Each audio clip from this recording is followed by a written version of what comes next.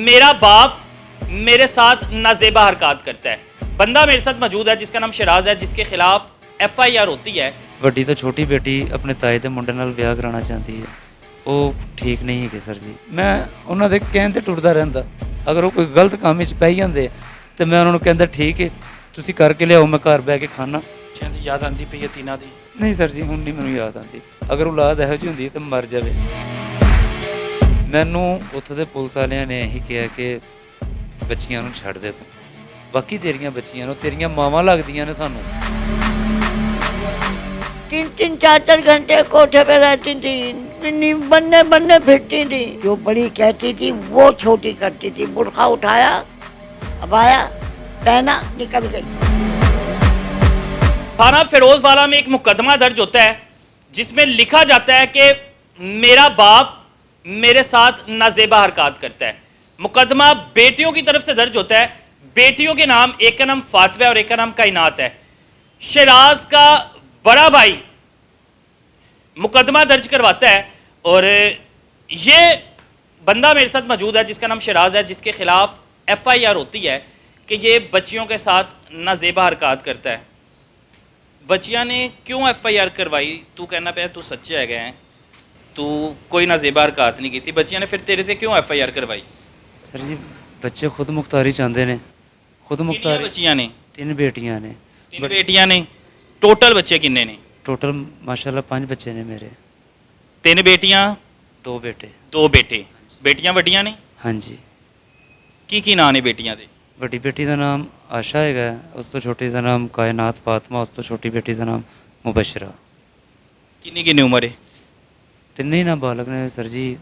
ਮੇਰੇ ਵੱਡੀ ਬੇਟੀ 17ਵੇਂ ਸਾਲ ਵਿੱਚ ਲੱਗੀ ਹੈ, ਉਸ ਤੋਂ ਛੋਟੀ 15ਵੇਂ 'ਚ ਲੱਗੀ ਹੈ, ਉਸ ਤੋਂ ਛੋਟੀ 13ਵੇਂ ਜਾਂ 14ਵੇਂ 'ਚ। ਇਸ ਤਰ੍ਹਾਂ ਉਮਰਾਂ ਹੈਗੀਆਂ ਨੇ ਉਹਨਾਂ ਦੀਆਂ। वो बच्चियां ने क्यों करवाई?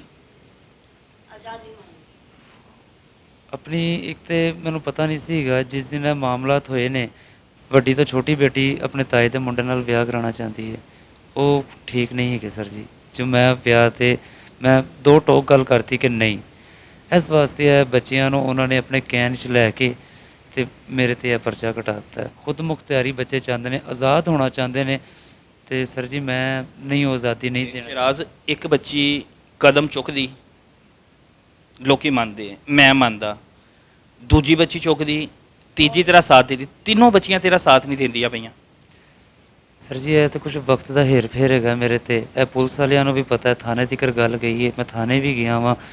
ਮੈਡਮ ਸ਼ਗੁਫਤਾ ਨੇ ਕਿਹਾ ਕਿ ਤੂੰ ਬੇਕਸੂਰ ਹੈ। ਮੈਡੀਕਲ ਉਹਨਾਂ ਨੇ ਕਰਾਇਆ ਜਾਂ ਜੋ ਵੀ ਉਹਨਾਂ ਨੇ ਕਿਹਾ ਮੈਡੀਕਲ 'ਚ ਕੁਛ ਨਹੀਂ ਆਇਆ, ਕੋਈ ਐਸਾ ਮਾਮਲਾਤ ਨਹੀਂ ਹੈ ਕਿ ਅੱਲਾ ਅੱਗੇ ਦੁਆ ਕਰਕੇ ਤੂੰ ਬਚ ਜਾਵੇਂ। ਮੈਂ ਬੱਚੀਆਂ ਅੱਗੇ ਵੀ ਰਿਕੁਐਸਟ ਕੀਤੀ, ਥਾਣੇ ਆਈਆਂ ਸਨ, ਮੁਲਾਕਾਤ ਹੋਈ ਸੀ। मैं छोटी बेटी ने भी बुलाया कि बेटा इधर आ, मेरी बात सुन के, कोई आपने अच्छा करा? तो उसने कहा पापा मैं बहनों को समझाती हूँ। मैं कहा बेटा घर उदास हुआ हुआ है, वीरान हुआ हुआ है, लेकिन इस टाइम पता नहीं उन्होंने जेहन च की है कि तू जमानत ते? हाँ जी मैं जमानत ते है ना? हाँ जी मैं जमानत देगा। तीनों बच्चियां तो ते बकौल तेरे, क्योंकि मैं तेरी गल ते भी यकीन नहीं कर सकता, हाले मैं बच्चियां ने भी गल नहीं की। बकौल तेरे, तेरा इल्ज़ाम है कि उन्होंने मेरे ते झूठा इल्ज़ाम लवाया है, ठीक है ना? एक ने लवाना सी ना ਜਿਹੜਾ ਵਿਆਹ ਕਰਵਾਉਣਾ ਚਾਹੁੰਦੀ ਸੀ, ਬਾਕੀ 2 ਕਿਉਂ ਨਾਲ ਮਿਲ ਗਈਆਂ?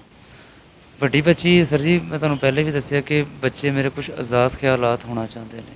ਆਜ਼ਾਦ ਖਿਆਲਾਤ ਤੋਂ ਮਤਲਬ ਕਿ ਅਗਰ ਉਹ ਛੱਤ 'ਤੇ ਜਾਂਦੇ ਨੇ ਤਾਂ ਮੈਨੂੰ ਇਹ ਪਸੰਦ ਨਹੀਂ, ਬਾਹਰ ਖਲੋਂਦੇ ਨੇ ਤਾਂ ਮੈਨੂੰ ਪਸੰਦ ਨਹੀਂ।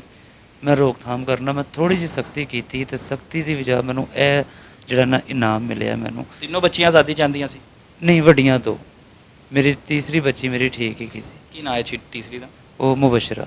ਤੇ ਫਿਰ ਉਹ ਕਿਉਂ ਨਹੀਂ ਤੇਰੇ ਨਾਲ ਖਲੋਤੀ ਅੱਜ? ਉਹ ਜ਼ਬਰਦਸਤੀ ਨਾਲ ਲੈ ਗਏ ਨੇ, ਜ਼ਬਰਦਸਤੀ ਨਾਲ ਲੈ ਗਏ ਨੇ ਉਹਨੂੰ। ਜ਼ਬਰਦਸਤੀ? ਕਿੰਨੇ ਸਾਲ ਦੀ ਹੈ ਉਹ? 13 ਸਾਲ ਦੀ ਹੈ। 13 ਸਾਲ ਦੀ ਹੈ ਤੇ ਜ਼ਬਰਦਸਤੀ ਕਿੰਝ ਲਾ ਕੇ ਲੈ ਕੇ ਜਾ ਸਕਦੇ ਨੇ? ਜਿਸ ਟਾਈਮ ਉਹ ਗਏ ਨੇ ਨਾ ਮੈਂ ਘਰ ਨਹੀਂ ਸੀ ਹੈਗਾ। ਮੈਨੂੰ ਇਹਨਾਂ ਨੇ ਮਾਰਿਆ ਕੁੱਟਿਆ, ਮਾਰ ਕੁੱਟ ਕੇ ਇਹਨਾਂ ਨੇ 15 ਤੇ ਕਾਲ ਚਲਾਤੀ ਤੇ ਇਹ ਬੱਚਿਆਂ ਨੂੰ ਲੈ ਗਏ ਨੇ। ਕੰਮ ਕੀ ਕਰਨਾ ਤੂੰ?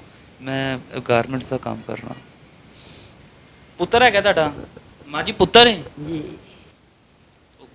ਤੁਹਾਡੀ ਪੋਤੀਆਂ ਲੱਗਦੀਆਂ ਨੇ? जी ਉਹਨਾਂ ਨੇ ਇਲਜ਼ਾਮ ਲਾਇਆ ਤੁਹਾਡੇ ਮੁੰਡੇ ਤੇ। इल्ज़ाम है बेटा। 3 साल हो गए, ये 4था साल डाला उनकी माँ को फौत हुए हुए है, जिनकी माँ हाफ़िज़ कुरान तहज्जुद गुजार है। मैं नहीं मानूंगी कि उनकी उसकी बेटी ऐसे निकली, उसकी ਤੁਹਾਡੀ ਜਿਹੜੀ ਨੌਂ ਸੀ ਉਹ ਹਾਫਿਜ਼ ਕੁਰਾਨ ਸੀ। हाफिज़ कुरान थी, तहज्जुद गुजारती। मेरी नूंह बड़ी चंगी हैगी थी, बहुत चंगी हैगी थी। इन बेटियों ने मुझे रुला दिया। मैं मना करती थी, बेटा कोठे पे ना जाओ, नहीं आती थी। 3-3 4-4 घंटे कोठे पे रहती थी, बनने बनने फिरती थी। जब नीचे आती थी तो दरवाजे में खड़ी हो जाती थी, मना करती थी, नंगे सिर दरवाजे में खड़ी होती थी, बेटा दुपट्टा ओढ़ो। नहीं दुपट्टा, बड़ी वाली तो अमूमन नंगे सिर रहती थी, घर में भी नंगे सिर, बाहर बाहर अबाया पहन के जाना, उन्हें घर में नंगे सिर रहना। मैंने कहा बाप बैठा हुआ है घर में, तू नंगे सिर क्यों फिर रही है? कहाँ कुछ नहीं होता। मैं कहा मोहल्ले की कोई बच्ची नहीं खड़ी होती दरवाजे में। कहती है मुझे मोहल्ले से क्या, तुम मुझे कौन होती है रोकने वाली? ये उसके अल्फाज होते थे। काम को कहती थी, बर्तन फेंकती थी, बर्तन शीशे के बर्तन तोड़ती थी घर में। मैं उसे मना करती थी, मैं बड़ी मुसीबतों से बर्तन लाती हूँ, तू क्यों तोड़ती है? कहती थी यार ऐसी तोड़ूंगी, काम नहीं करती थी। ਮਾਂ ਜੀ ਮੇਰਾ ਤੁਹਾਡੇ ਮੁੰਡੇ ਕੋ ਵੀ ਆਹੀ ਸਵਾਲ ਸੀ, ਜੇ ਇੱਕ ਬੱਚੀ ਗਲਤ ਹੋ ਸਕਦੀ ਹੈ ਨਾ, ਤਿੰਨ ਬੱਚੀਆਂ ਕਿੰਜ ਗਲਤ ਹੋ ਗਈਆਂ, ਤਿੰਨੋਂ ਇਕੱਠੀਆਂ ਕਿੰਜ ਚਲੀ ਗਈਆਂ? उसे वो लेके गई हैं, उसे वो लेके गई हैं। 2 बच्ची, जो बड़ी कहती थी वो छोटी करती थी, जो बड़ी कहती थी वो छोटी करती थी। बुरखा उठाया, अबाया पहना, निकल गई। 2-2 3-3 घंटे गायब रहती थी, हम ढूंढते फिरते। जो थी बच्ची उनके पास है ना 12 साल की, जो 12 साल की है वो भी हमारे साथ में ढूंढती थी उन्हें। एक एक घर हम ढूंढ के आते थे उन्हें। ਤਿੰਨਾਂ ਚੋਂ ਸਭ ਤੋਂ ਬਹੁਤਾ ਪਿਆਰ ਤੁਹਾਡਾ ਕਿਹਦੇ ਨਾਲ ਸੀ? वही ना प्यार सारे नाल, सबके साथ प्यार। ਲਾਡਲੀ ਵੱਡੀ ਸੀ। लाडी वो पहली बेटी थी, सबके साथ। ए मेरे प्यार मोहब्बत ने बिगाड़िया कि मल्ले वाले है ना कहने ना दी मां मार गई है, ना दी ज्यादती करती है। जेड़ी चीज कहनी लिया के देनी, उन्होंने पूछ के हांडी पकानी है। की पकाइए पुत्र दसो, की पकाइए लिया के पका के उन्होंने खुआ देना। ਜਦੋਂ ਦਾ ਪਰਚਾ ਹੋਇਆ ਹੈ ਮਿਲੀਆਂ ਨੇ ਬੱਚੀਆਂ, ਤੁਹਾਨੂੰ ਮਿਲੀਆਂ ਨੇ ਕਿ ਨਹੀਂ ਮਿਲੀਆਂ? थाने मिली ने, ਕੀ ਕਹਿੰਦੀਆਂ ਨੇ ਥਾਣੇ? ਕੀ ਕਿਹਾ ਸੀ? नहीं मैनू नहीं मिली, छोटी मिली थी। ਕੀ ਕਹਿੰਦੀ ਛੋਟੀ? छोटी आके गले भी लगी है, प्यो ने गले भी लगी है, मेरा क्यों नहीं गली है। छोटी पोतली मेरे नाल काम करवानी थी, वो काम करवानी थी मेरे नाल, मेरी छोटी पोतली। जब मैंने आना बाजार से, दादी अम्मा देखो वो अंदर सो रही है, वो देखो कोठे पे है, नहीं आ रही नीचे। वो मैंने कहती थी। ਯਾਦ ਆਦੀ ਪਈ ਹੈ, ਰੋਂਦੇ ਪਏ ਹੋ?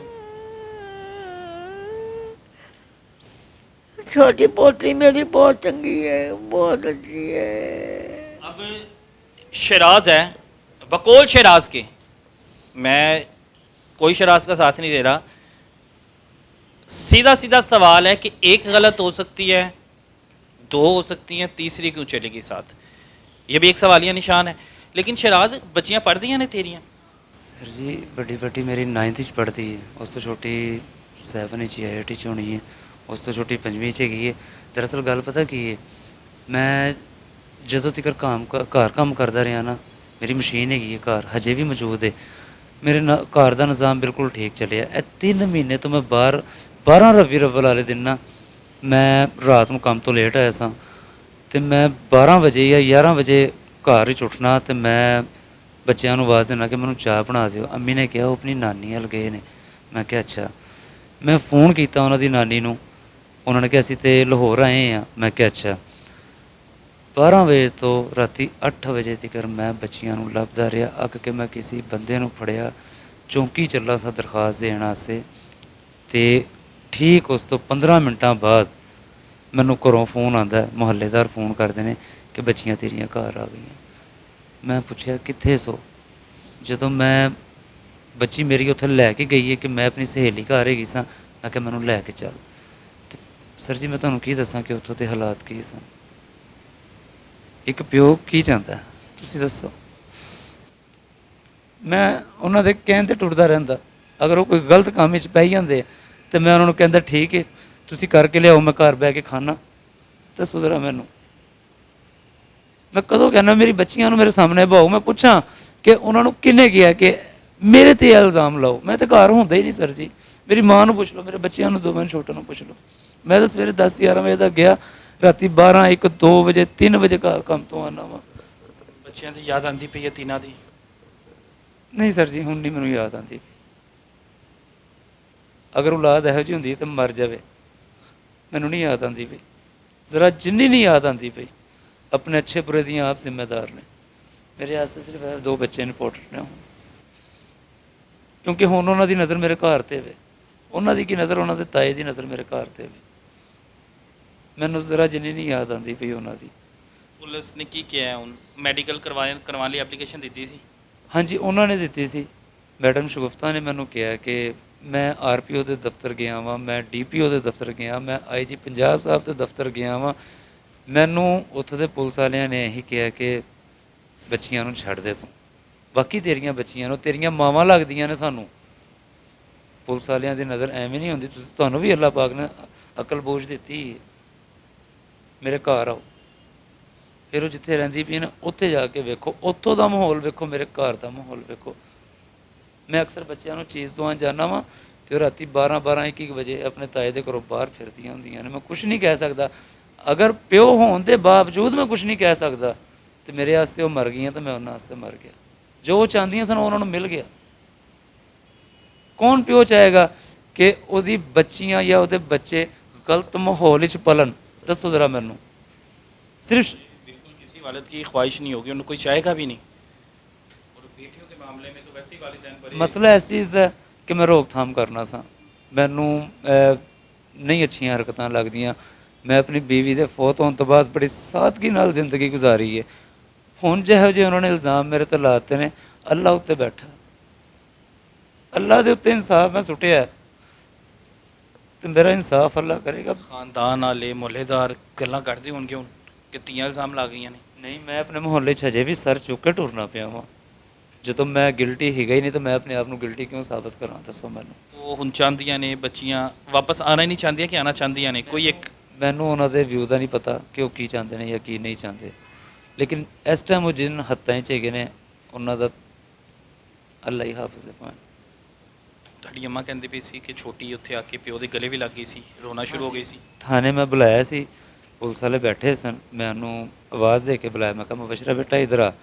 ਉਹ ਮੇਰੇ ਕੋਲ ਆ ਗਈ, ਮੇਰੇ ਆ ਕੇ ਗਲੇ ਮਿਲੀ, ਲੇਕਿਨ ਉਹ ਅਪਨਾਹਤ ਨਹੀਂ ਸੀ ਹੈਗੀ ਕਿਉਂਕਿ ਜੋ ਉਹਨਾਂ ਨੂੰ ख्वाब ਵਿਖਾਏ ਗਏ ਨੇ ਨਾ ਸਮਝੇ ਗਏ ਨੇ, ਨਾ ਸਮਝੇ ਗਏ ਨੇ।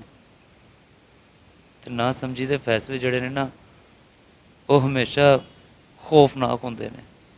अल्लाह ताला बेहतर करें। अगर ये बंदा बेकसूर है तो बेशक इसे इंसाफ मिलना चाहिए, लेकिन अगर कोई कसूरवार है इन दोनों में से, बेटियां कसूरवार हैं या बाप कसूरवार हैं, इन दोनों में से जो भी कसूरवार है, मुझे लगता है कि कानून को चाहिए कि बराबरी का फ़ैसला करें और सज़ा लाजमी दिलवाएं। अगर ये गलत है तो इसे, अगर बेटियां गलत हैं तो बेटियों के ख़िलाफ़, क्योंकि ये एक बहुत बड़ा बाप के नाम पर धब्बा लगा है।